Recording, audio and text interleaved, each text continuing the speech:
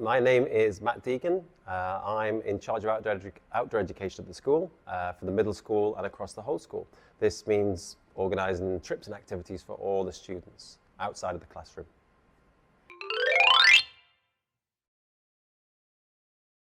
So the program is divided into 3 categories. Number 1 is what we call challenge. And we challenge the students to do physical or skills challenges such as hiking, walking, hill walking, also ocean kayaking, rock climbing. So lots of activities where they will have a physical challenge or learn a new skill, things like fire building, survival skills, cooking, and skills that they will need if they are out on an expedition. The second part is community, and they have to understand a commitment to the local community and how they have to help and use their skills to help other people. They do that in the school and also in the Penang community, some of it in school and some of it in their own time.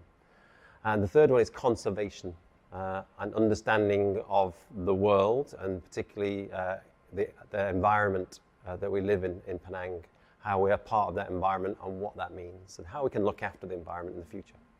Most of the activities will come through a program we've already planned. Some of the students will come up with their own community contributions, and that's part of it. We ask them how did they feel, so they will sign up for duties or make suggestions.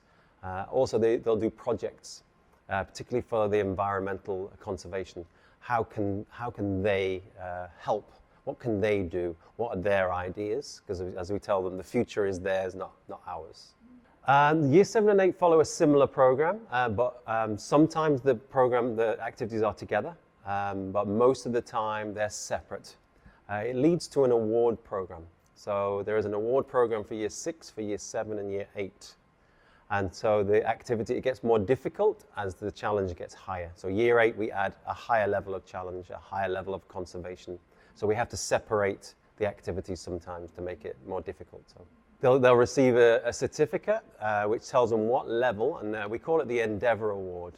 And then within each level, they can have a higher, a gold, or a basic pass, depending on how much they contribute, because we do ask them to do it in their own time, and some as well as in school.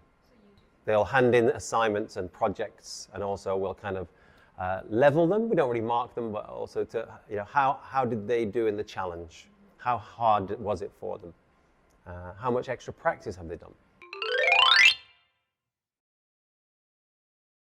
Yes, so in school, as part of the Endeavour Award, every student has to subscribe to a leadership aspect in the school. We have many, many opportunities for them. They will choose that. It might be just a very simple library monitor role, a art assistant, music mentor, sports leader, somewhere in the school where they feel they can contribute. So and leadership is part of that. Not all people are leaders and not all people want to be leaders, but we do say to try. And sometimes we find they have hidden skills and hidden enthusiasm for leadership. We also, the cooperation, all these activities are in group activities. We encourage them to help each other, and we also encourage them to have confidence and to try something new. And we insist that they all try. If they don't continue it, no problem. But to instill that cooperation, that communication, and those skills they need to get to the top of the Endeavour Award.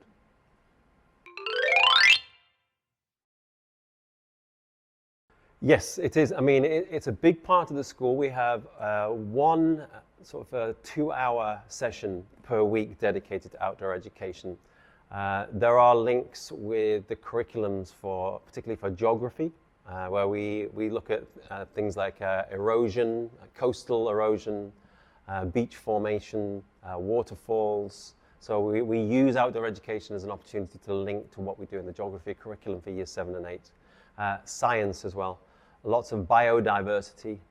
We have links with the CMAX, which is a research center for marine diversity in Penang, and we visit their center in the national park here. For instance, one of the activities they learn about plankton, which is linked to their biodiversity, life cycles in biology and in science that they have in the school as well. So quite a lot of the environmental conservation work is also linked to ecology of science So they're the main connections that we try and link. So we'll cooperate with the science and the geography teachers to work with that. Physical activity, yeah, absolutely. And there's obviously the physical activity is linked to the physical education program and the fitness needed to do things, yeah. It's not enough now. But yeah, that's why we ask them. We have Saturday activities 2 or 3 times in the term. We have Saturdays where we say optional, but we'd like you to contribute a little bit more. Trips, residential trips, additional community projects, links like the Langa Run, the Langa project here. We support the charities, and they have events where the students can come and support that.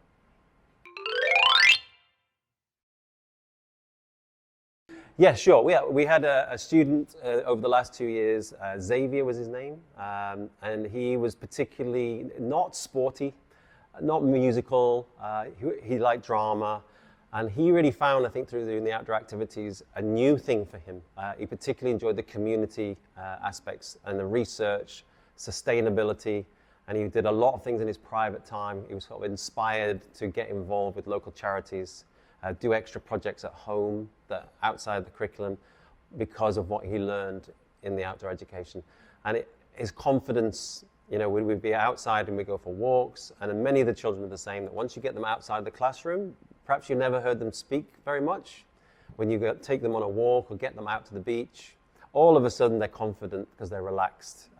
And some of the children, not just Xavier, but that's one of the biggest things I find with children in general, is that once you get them out of the classroom, they don't stop talking. They're very confident, and it's great to hear just them being themselves. So it really gives them confidence. Xavier was one of those ones where he really became more confident the more it went on. His parents took him to Nepal because he was so interested in the hiking and the mountains, and it was something he loved doing, so, which is great to see.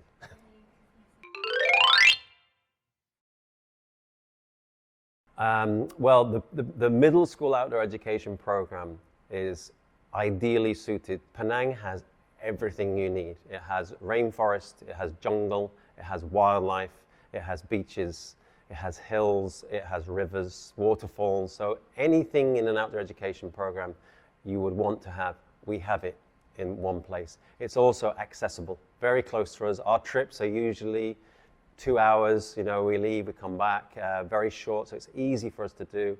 And it's right on our doorstep. We live on an island, so it's absolutely perfect.